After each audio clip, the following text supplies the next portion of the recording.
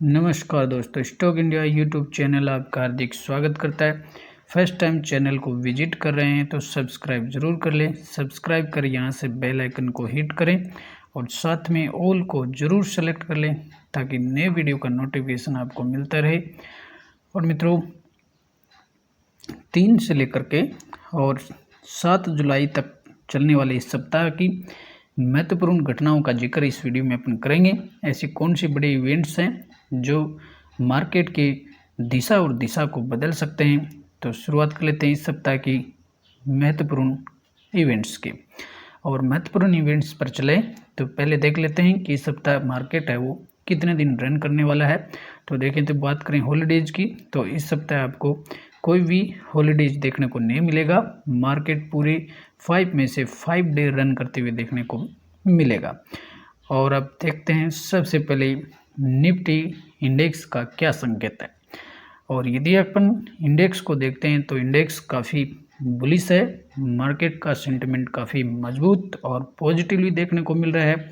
और 30 जून शुक्रवार के सेशन की बात करें तो इंडेक्स और सेंसेक्स दोनों ही अपने ऑल टाइम हाई का लगा चुके हैं और इंडेक्स अपने ऑल टाइम हाई की ओर बढ़े हुए हैं। और ऑल टाइम जो हाई की बात करें तो 19,200 का एक बड़ा लेवल है वो निफ्टी ने दिखा दिया है।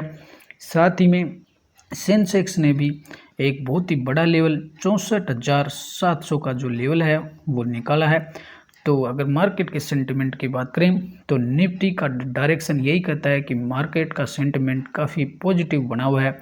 और इस सप्ताह भी ऐसी कोई बड़ी इवेंट्स नहीं है, नेगेटिव इवेंट्स आते हुए नहीं देखने को नहीं मिल रही है जिसके चलते मार्केट का सेंटिमेंट है वो ख़राब हो। अलबत्ता मार्केट काफ़ी पॉजिटिवली रहने वाला है।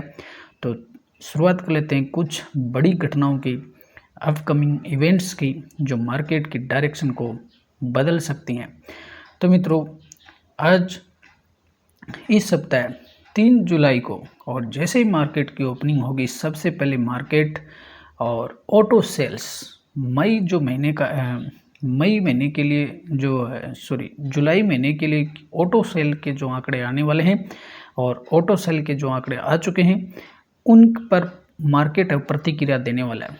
तो जून महीने में गाड़ियों की बिक्री है वो कैसी रही है तो उस पर भी मार्केट का रिएक्शन देखने को मिलेगा। और यदि ऑटो सेल्स की बात करें तो हीरो, बजाज, टीवीएस, होंडा और टाटा मोटर्स की बात करें तो इन सभी ऑटो स्टॉक्स पर है वो 3 जुलाई को काफ़ी फोकस रहने वाला है। और यदि बात करें अपन ऑटो इंडेक्स की तो निफ्टी जो ऑटो है काफ़ी बुलिश इंडेक्स चल रहा है और अपने ऑल टाइम हाई की ओर बढ़ते हुए नज़र आ रहा है। तो ये भी एक 3 जुलाई को और मार्केट का जो सेंटिमेंट है वो ऑटो सेल्स पर देखने को मिलेगा। मार्केट है ऑटो सेल्स के जो बिक्री के जो डाटा हैं उन पर मार्केट है वो अपनी पॉजिटिव या नेगेटिव इस स्टॉक्स स्पेसिफिक है वो रिएक्शन है वो देने वाला है।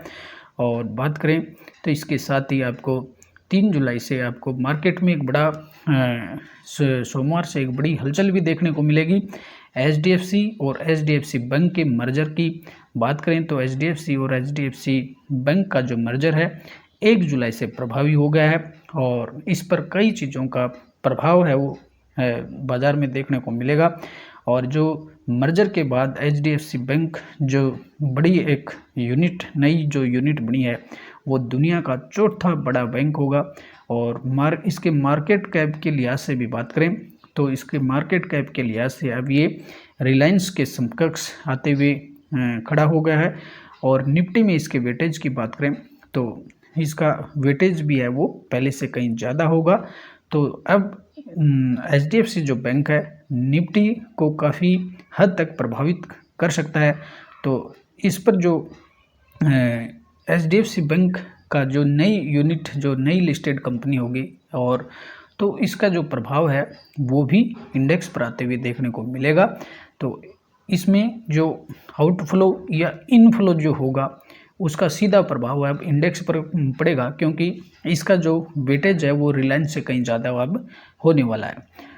और बात करें इस सप्ताह की वैश्विक लेवल की बड़ी महत्वपूर्ण घटना की तो FOMC मीटिंग्स और फेड की जो पॉलिसी जून जो पॉलिसी मीटिंग है उसकी FOMC की जो मिनट्स हैं वो इसी सप्ताह आपको रिलीज होते हुए देखने को मिलेंगे। और फेड के जो चेयरपर्सन है मिस्टर पावेल, ऑलरेडी जून की जो मीटिंग थी, पॉलिसी रेट थी, उसमें कोई बदलाव है वो नहीं किया गया है। लेकिन साथ ही मिस्टर पावेल हैं वो ऐसा संकेत दे चुके हैं कि वर्ष 2024 में 2024 जो होगा उसमें 2 बार रेट हाइक्स है वो की जा सकती हैं, यानी वर्ष 23 के अलावा भी अगले वर्ष भी रेट हाइक्स होंगी। लेकिन market already in rate hikes की न्यूज़ को है वो पचा चुका है। और मिस्टर पावेल की जो कमेंट्री है और इस पर जो FOMC की जो मीटिंग का जो मिनट्स है वो इसी सप्ताह रिलीज होंगे, तो मार्केट की दिशा को ये काफ़ी हद तक प्रभावित कर सकते हैं। और अमेरिका में यदि इन्फ्लेशन की बात करें तो महंगाई को ध्यान में रखते हुए और इसको महंगाई को 4% के लेवल पर लेकर के आना एक इनकी टारगेट है। और अभी अगर अमेरिका से अगर पॉलिसी रेट की बात करें तो 5 और 5.25% पर है वो जो इंटरेस्ट रेट है वो बनी हुई है। तो इन्फ्लेशन का मुद्दा अभी मार्केट को कहीं न प्रभावित कर सकता है। और FOMC की जो मीटिंग के जो मिनट्स होंगे वो मार्केट के डायरेक्शन को है वो प्रभावित कर सकते हैं। इसके अलावा अगर देखें तो अमेरिका से ही अगर अपन देखें तो अमेरिका से इसी सप्ताह अनएम्प्लॉयमेंट के डाटा भी आते हुए देखने को मिलेंगे। और जो साप्ताहिक डाटा आते हैं अनएम्प्लॉयमेंट के, बेरोजगारी के, उसका आंकड़ा भी मार्केट को प्रभावित कर सकता है।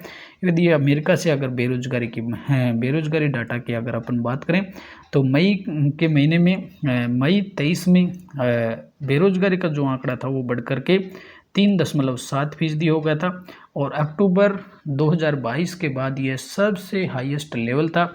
और लेकिन अब जो अनएम्प्लॉयमेंट का डाटा है वो साप्ताहिक रूप से किस प्रकार का आता है उस पर मार्केट का एक्शन आपको सेंटिमेंट है वो देखने को मिल सकता है।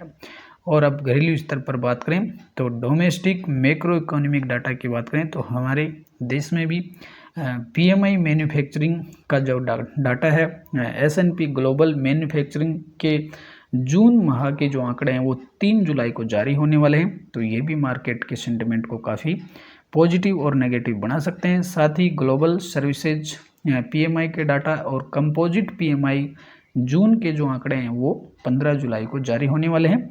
तो इन पर भी मार्केट की एक वॉच रहने वाली है जो मार्केट के सेंटिमेंट को प्रभावित कर सकते हैं।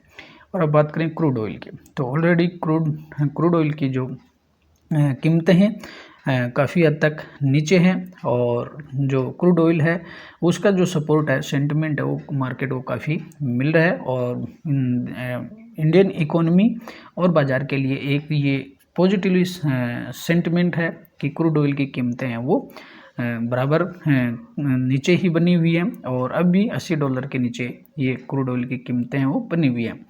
और $70 से $80 प्रति बैरल जब तक ये बना रहता है, मार्केट है वो क्रूड ऑयल की तरफ से एक पॉजिटिव साइन है, यहाँ मार्केट को, इकोनॉमी को मिल रहा है। तो ये भी एक इसी सप्ताह भी ऐसा लगता नहीं है कि क्रूड ऑयल में कोई बड़ी जंप होगी या उसमें कमी होगी। लगभग ये 80 के नीचे 70 के आसपास 75 ये इस पर स्थिर देखने को मिल रहा है। तो यहाँ से भी मार्केट को सेंटिमेंट मिलेगा। और अब बात करेंगे FIDIs की एक्टिविटीज़ की। और FIs और DIs का जो सेंटिमेंट है इंडियन मार्केट में काफ़ी पॉजिटिव देखने को मिल रहा है। और यदि अपन डाटा की बात करें 30 जून की मार्केट की बात करें तो 30 जून को FIs ने 6,397 करोड़ है वो इंडियन मार्केट में डाले हैं। साथ ही DIs घरेलू जो इन्वेस्टर्स हैं उन्होंने भी करीबन 1200 करोड़ रुपये है वो 30 जून को डालें। 28 जून और 27 जून के डाटा की बात करें तो FIs का जो सेंटिमेंट काफ़ी पॉजिटिव लग रहा है। हालांकि 28 और 27 जून को DIs का जो सेंटिमेंट था वो नेगेटिव था। लेकिन ऑल ओवर देखें तो इंडियन मार्केट में FIs का जो सेंटिमेंट है वो काफ़ी पॉजिटिव रूप से बना हुआ है। और जिसके चलते इंडियन मार्केट में काफ़ी है वो पॉजिटिव साइन देखने को मिल रहा है। इंडेक्स ऑल टाइम हाई की ओर बढ़े हुए हैं, नए हाई लगा रहे हैं।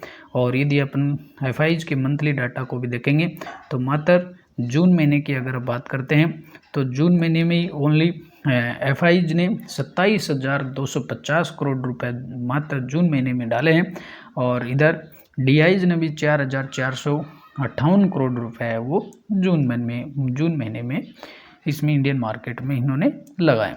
तो एफआईज और डीआईज की तरफ से देखें तो मार्केट काफ़ी बुलिश है और भरोसा है मार्केट में अभी भी एफआईज का कायम है। तो इस सप्ताह भी एफआईज का सेंटिमेंट है वो पॉजिटिव ही रहने वाला है। और अब बात करें कॉरपोरेट एक्शन की, तो कॉरपोरेट एक्शन की बात करें तो इस सप्ताह भी कुछ कंपनियों के एक्स डिविडेंड की डेट है वो नज़दीक है। इस सप्ताह एक्स डिविडेंड आने वाली है। तो इन कंपनियों स्टॉक्स स्पेसिफिक जो एक्स डेट होने वाले हैं उन पर मार्केट की काफ़ी नज़र रहने वाली है। तो इन कंपनियों में बात करें तो इनमें एक्स जिनकी इस सप्ताह रहने वाली है उनमें एक्सिस बैंक है, ACC, Ambuja Cement, Adani Enterprises, Ashok Leyland, Bharat Forge, Biocon, Happiest Mind है और एम्फेसिस है, ईडीबी बैंक है, कल्पतरु प्रोजेक्ट है, एल&टी टेक्नोलॉजी। तो इन सभी स्टॉक्स पर कॉर्पोरेट एक्शन इस सप्ताह आते हुए देखने को मिलेगा, जिसका सेंटिमेंट भी बाजार में आपको पॉजिटिव देखने को मिल सकता है। इसके अलावा बात करें तो आईपीओ की, और प्राइमरी मार्केट भी इस सप्ताह काफ़ी है वो बुलिश रहने वाला है। और आईपीओ की बात करें तो इस सप्ताह भी एक सेनको गोल्ड कंपनी का आईपीओ है वो आपको 4 जुलाई को ओपन होते हुए देखने को मिलेगा। और इसके अलावा कुछ आईपीओज की लिस्टिंग भी आपको इसी सप्ताह देखने को मिलेगी। और इसमें लिस्टिंग की बात करें तो लिस्टिंग में एचएमई एग्रो इंडस्ट्रीज की जो लिस्टिंग है वो भी आपको इसी सप्ताह है वो 4 जुलाई को देखने को मिलेगी। तो प्राइमरी मार्केट की तरफ से भी और बुल मार्केट चल रहा है तो आईपीओ है वो इसी समय लाए जाते हैं। तो आईपीओज प्राइमरी मार्केट की तरफ से मार्केट का जो सेंटिमेंट है काफ़ी पॉजिटिव लग रहा है और कंपनी की लिस्टिंग भी अच्छी लिस्टिंग गेन के साथ हो रही है। तो ऑल ओवर देखें तो मार्केट का सेंटिमेंट काफ़ी पॉजिटिव लग रहा है। और सेमराइज देखें तो सेमराइज रूप में देखें तो इस सप्ताह मार्केट में आपको कोई बड़ी नेगेटिव घटना इस सप्ताह आते हुए देखने को नहीं मिल रही है। अलबत्ता एफओएमसी की जो मिनट्स हैं ऑलरेडी वो पॉजिटिव मिनट्स ही आते हुए देखने को मिलेंगे। और जो चेयरपर्सन है उन्होंने इंटरेस्ट रेट जो 2024 में होनी है वो 2 बार होनी है, तो उसको मार्केट ऑलरेडी काउंट कर चुका है। ऑटो सेल्स के डाटा भी ठीक ही आए हैं, कोई बड़ी गड़बड़ नहीं हुई है, सेल्स में कोई बड़ी कमी नहीं हुई है। तो इस लिहाज से भी ऑटो इंडेक्स जो है निफ्टी ऑटो है वहाँ से भी है वो पॉजिटिव साइन है वो मार्केट को मिलेगा। दूसरी तरफ पीएमआई का जो डाटा है वो भी लगभग उसमें भी कोई मैन्युफैक्चरिंग जो पीएमआई डाटा आएगा, सर्विस में पीएमआई आएगा, उसमें भी कोई बड़ा उलटफेर है वो यहाँ देखने को नहीं मिलेगा। तो कुल मिलाकर के मार्केट का सेंटिमेंट है वो पॉजिटिव ही रहने वाला है। एफआईज भी इंडियन मार्केट में भरोसा एफआईज का कायम है, काफ़ी बड़ा पैसा वो डाल रहे हैं। जून महीने में भी एक बड़ा पैसा उन्होंने डाला है। तो इस लिहाज से पूरा जो सप्ताह है वो अगर किसी बड़ी अनहोनी इवेंट को छोड़ करके मार्केट का जो साइन है वो पॉजिटिव ही रहने वाला है।